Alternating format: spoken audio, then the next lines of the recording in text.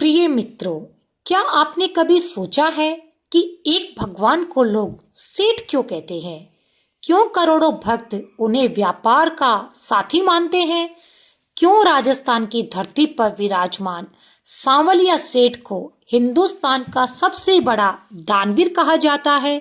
तो चलिए जानते हैं। हर हर महादेव, जय श्री कृष्णा। आज मैं आपको सुनाने जा रही हूँ सांवलिया सेठ की वह पौराणिक कथा जिसे जानने के बाद आपका भक्ति भाव और बदल जाएगा। तो जानते हैं कि आखिर ये सांवलिया सेठ है कौन। चलिए आइए जानते हैं। राजस्थान के चित्तौड़गढ़ जिले में मंडफिया गांव में स्थित सांवलिया सेठ कोई साधारण देवता नहीं, वे भगवान श्री कृष्ण के उसी रूप का प्राकट्य है जिसके सांवले रंग, कमल नयन और भक्त वत्सल हृदय के कारण उन्हें सांवलिया कहा गया है। लेकिन उन्हें सेठ क्यों कहा गया?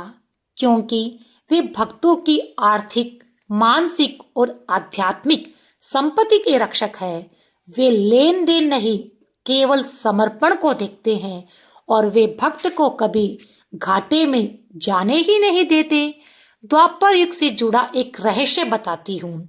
द्वापर युग में जब महाभारत का युद्ध समाप्त हुआ और भगवान श्री कृष्ण अपनी लीला समेटने लगे, तब उनके परम भक्त भील समुदाय के लोग और कृष्ण भक्त योद्धा उनके विग्रह की रक्षा करना चाहते थे कि पौराणिक मान्यता के अनुसार आक्रमण से बचाने के लिए और भविष्य में वे भक्तों के लिए कृष्ण की 3 स्वरूप प्रतिमाएं भूमि में सुरक्षित छिपा दी गई थी। इनमें से एक प्रतिमा डाकोर गुजरात में है, दूसरी नागदा उदयपुर में और तीसरी है मंडफिया चित्तौड़गढ़ में प्रकट हुई। यही तीसरी प्रतिमा है जिसका नाम सांवलिया सेठ है।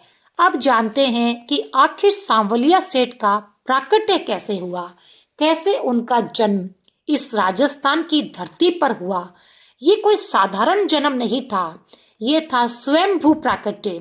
किसान की कथा सुनाते हैं आपको, जिसके माध्यम से आपको पता चलेगा कि आखिरकार सांवलिया सेठ का जन्म कैसे हुआ। चलिए आइए मित्रों, मंडफिया गांव में एक साधारण किसान रहता था। अपने खेत की जुताई कर रहा था, तब उसे अचानक हल किसी कठोर वस्तु से टकराया। जैसे धरती से रक्त धारा बहने लगी, तब किसान भयभीत हो गया और उसने चिल्लाकर गांव वालों को बुलाया। जब खुदाई पर से मिट्टी हटाई गई तो सामने प्रकट हुए सांवले रंग की श्री कृष्ण की, जिनकी आंखों में करुणा और चेहरे पर अद्भुत तेज था। और यही थे सांवलिया सेठ, यहीं से उनका जन्म हुआ। अब बताते हैं कि पदु भाव क्या होता है, यानी अर्थात सेठ बनने का रहस्य, कि आखिर सांवलिया जो है वो सेठ कैसे बने। पदु भाव का अर्थ होता है भक्त और भगवान के बीच मालिक और सेवक नहीं, बल्कि साझेदारी का एक संबंध। साझेदारी जो होती है उसे पदु भाव कहते हैं। सांवलिया सेठ का पदु भाव, भक्त कहता है कि हे सेठ, मेरा व्यापार, मेरी नौकरी, मेरा जीवन, ये सब आपका है। चाहे नुकसान हो चाहे लाभ हो, ये सब अब आपकी ही जिम्मेदारी है।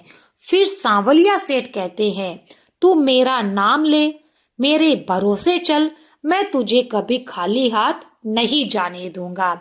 इसीलिए व्यापारी अपनी पहली कमाई को सांवलिया सेठ मंदिर में चढ़ाते हैं। बड़े उद्योगपति यहाँ चुपचाप दान करते हैं और भक्त उन्हें बैंक बैलेंस नहीं, भाग्य का सेठ मानते हैं। सांवलिया सेठ जो है वो भील समुदाय को सांवलिया सेठ का प्रथम सेवक माना गया है। कहा जाता है कि जब प्रतिमा प्रकट हुई तो सबसे पहले भील भक्तों ने ही उसकी पूजा की थी। इसीलिए भील समुदाय को सांवलिया सेठ का प्रथम सेवक माना गया। तब भगवान ने वरदान दिया कि मेरी सेवा में तेरी पीढ़ियां हमेशा जुड़ी रहेगी।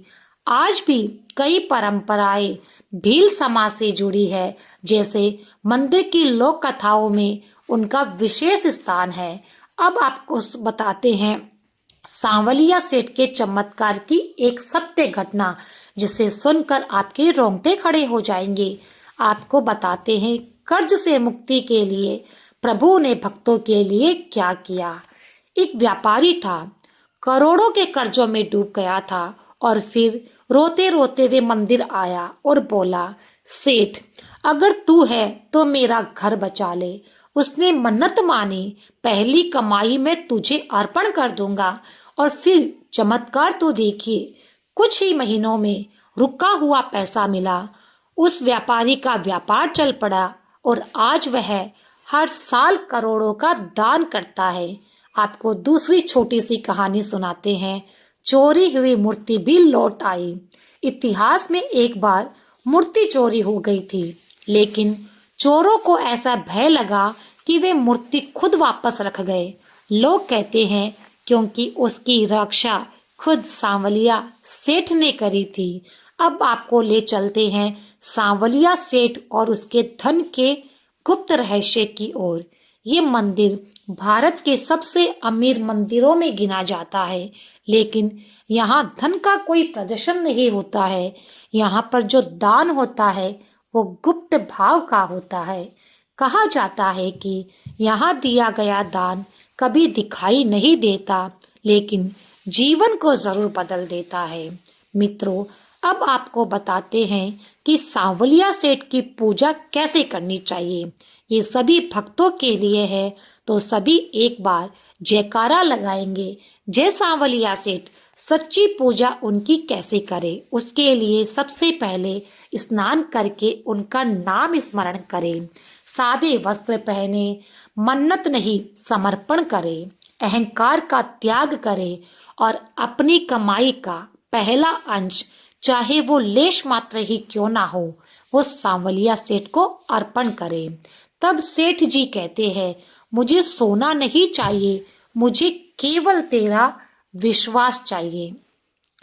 तो मित्रों, सांवलिया सेठ जो अपने भक्तों को संदेश देते हैं वह सुनिए।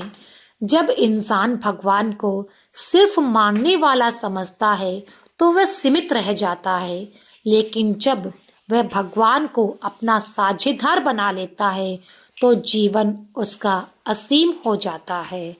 आपको ये कथा कैसी लगी? आपको सांवलिया सेठ की यह सीमित जानकारी कैसी लगी? मुझे कमेंट बॉक्स में बताएं। अब आपको मैं ले चलती हूँ अपनी इस कथा के अंतिम पड़ाव में। आइए, यदि आज आपके जीवन में आर्थिक चिंता है, मानसिक तनाव है या भविष्य का डर है, तो एक बार सच्चे मन से सांवलिया सेठ को अपना मानकर तो देखिए। वे कभी अपने भक्तों को घाटे में नहीं रखते हैं। अगर आप ये मानते हैं कि सांवलिया सेठ मेरे भी सेठ है, तो कमेंट में ज़रूर लिखिएगा, जय सांवलिया सेठ। अगर वीडियो पसंद आया तो शेयर करिएगा और चैनल को सब्सक्राइब करें, ताकि ऐसी ही पौराणिक कथाएं और जानकारी सत्य पर आधारित आप तक पहुंचती रहे। फिर मिलती हूँ किसी ऐसी ही अनोखी जानकारी, सत्य प्रमाणित घटना को लेकर आपके समक्ष। तब तक के लिए जय सांवलिया सेठ, हर हर महादेव, जय श्री कृष्णा।